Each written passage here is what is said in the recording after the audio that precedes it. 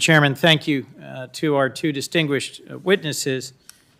You are the right leaders for this difficult moment, and I am grateful for your service and for the agencies which you lead. 2 weeks ago, Senator Sass and I held a hearing of the subcommittee on privacy and technology where we focused on the role that social media platforms' algorithms play in amplifying misinformation and extremist content. Secretary Mayorkas, you noted in your testimony that you're increasing your department's efforts to assess how domestic extremists are leveraging social media and other online platforms. Can you tell us more about those efforts? Thank you very much, Senator.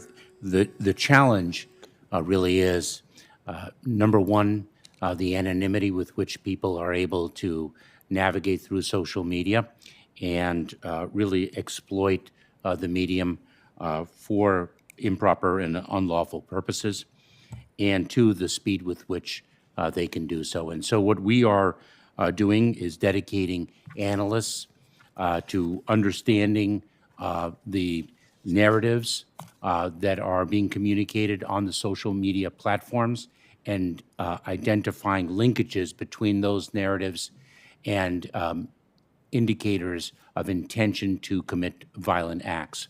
Right now, we are doing that through the human resource, not yet leveraging algorithms, but we are, of course, planning different methodologies as we proceed in this endeavor.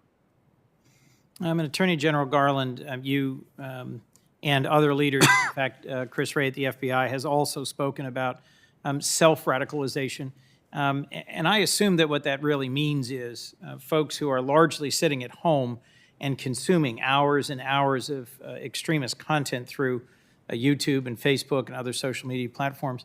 Would you agree that if platforms have algorithms that are actually designed to hold the attention of viewers and to engage them by delivering more and more extremist content to people who start going down these so-called rabbit holes, then they, perhaps unintentionally, are fueling some of this problem, and we should take some actions to help address that challenge? Well, I agree with Secretary Mayorkas that what's happening on our social media platforms certainly can lead to self-radicalization. The precise mechanism, I'm no expert on, and I wouldn't want to pretend to be. But self-radicalization does, we've seen it most dangerously with respect to those who are influenced by jihadist websites, who watch those websites over and over again and become persuaded and then self-radicalized. And this accelerates very quickly. Somebody can go from a circumstance where no one around them thinks that they are likely to be a violent extremist to one who then acts out. And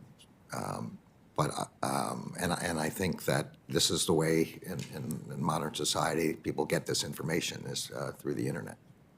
And I notice an increase in budgetary requests in both of your departments to fund grant programs that build state and local capacity and to increase funding for U.S. attorneys' offices.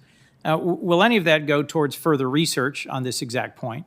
And will any of that go to help focus on what the mental health issues are that might make people more vulnerable to recruitment or radicalization, and what the local initiatives might be that could help tamp down or deter radicalization? If I may, if I may take that, Senator Coons, a few efforts, if I may. Number one, we help resource centers of excellence to conduct research in precisely the area that you have identified. We have grant programs to equip and enable local communities to conduct research and also to develop programs that are in fact focused on mental health issues and a holistic approach to the challenge that we face. That is precisely one of the reasons why we actually changed an office's name to become the Center for Prevention Programs and Partnerships. It's about prevention first and foremost, which does include mental health efforts, and partnership, working with our state, local, tribal, territorial partners to equip them in the communities to develop these programs, to develop educational efforts, as well as response and resilience programs. Thank you. Anything you wanted to add? Yes, and the same for us. So the National Institute of Justice did a study on just this topic, understanding domestic radicalization and terrorism, which came out last year, which I mentioned in my written statements. We have $4 million in our budget request for them to continue and to do further analysis of root causes of radicalization. Well, thank you. Thank you both. Thank you for your testimony. Thank you, Mr. Chairman.